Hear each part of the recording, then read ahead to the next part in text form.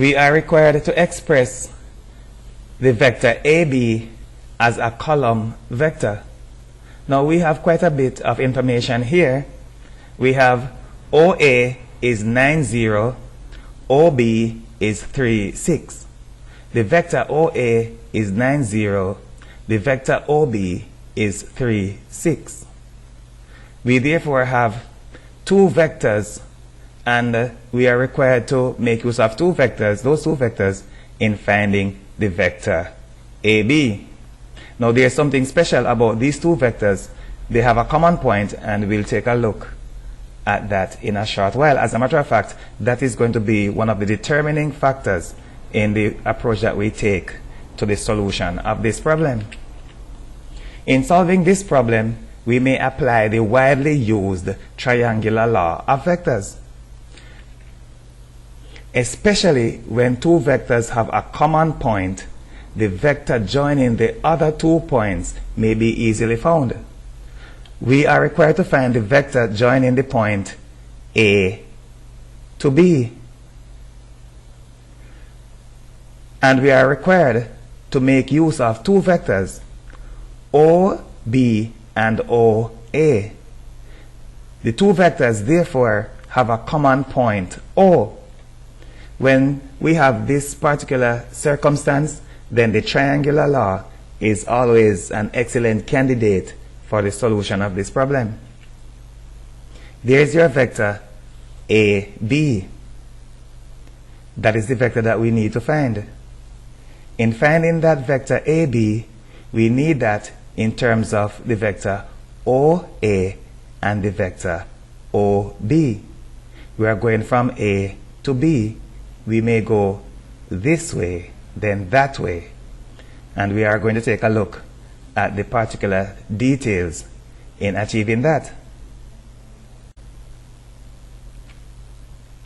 Now, that is the vector AB, and we have the direction shown. As you know, a vector has to have direction. We might take it for granted when solving a problem, but making use of the direction of vectors is always something that is going to be very important in vector geometry. Now, we have AB is equal to OB minus OA. That is a statement of the triangular law.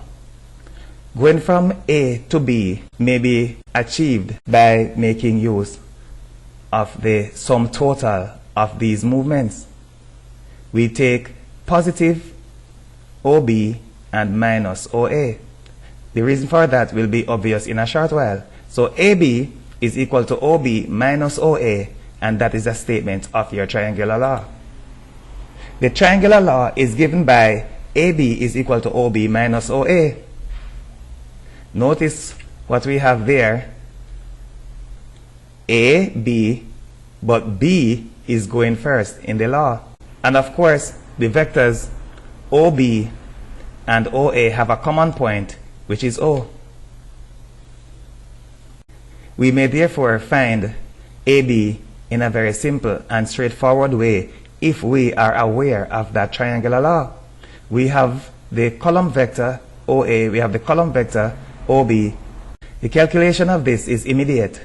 We may just find the value of the vector AB right away. The corresponding numbers are combined, which is 3 and 9, but it is 3 minus 9, and that will give us negative 6. 6 minus 0 will give us 6. We find the vector AB in an instant. And as a matter of fact, we did not have to make use of the diagram. If we have the vectors OA and OB, then AB may be found by making use of a triangular law without even considering a particular diagram. The only thing that we need is that they have a common point, and that common point we can see is the point O, which is the origin. There seems to be a switching around of the vectors as demonstrated in the animation. There's a reason for this that we will take a look at on the next slide. Notice what we have here. Even in the statement of the triangular law, there seems to be a switching around of the vectors. We have A going ahead of B here, but we have OB going ahead of OA. We are going to take a look at the reason for that. Let us show the vectors. The points are not hidden, but we will highlight those between whom the vector moves as opposed to the common point. We will highlight the points A and B between which the vector moves as opposed to the common point, which is the origin O. We have those labeled.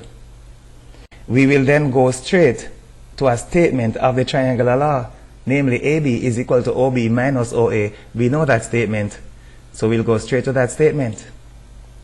The first part of the motion goes from A to O.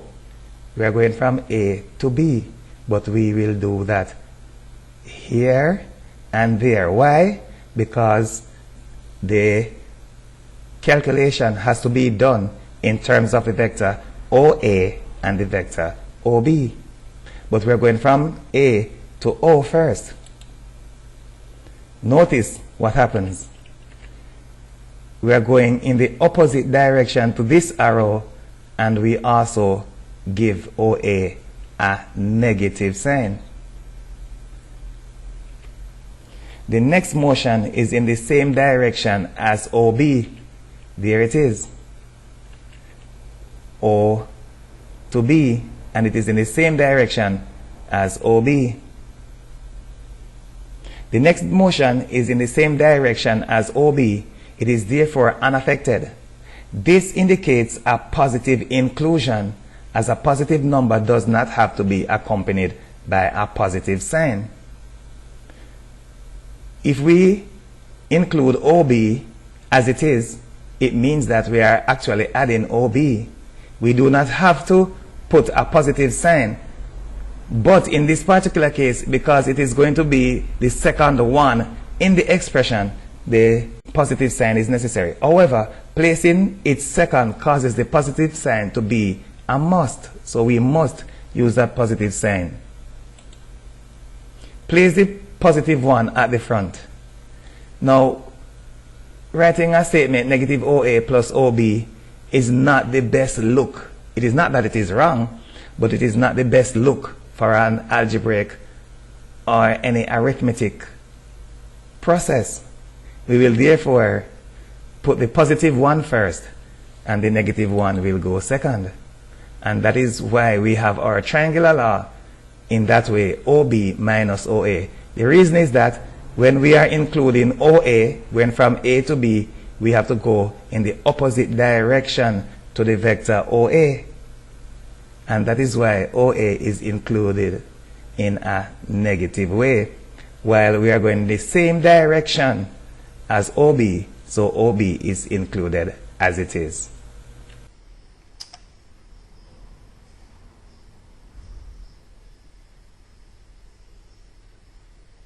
For access to hundreds of free videos, please subscribe to our YouTube channel, Richard James Mathematics Resources. For unlimited access to thousands of exclusive full-length videos, please subscribe to our Vimeo channel, Richard James Mathematics Resources.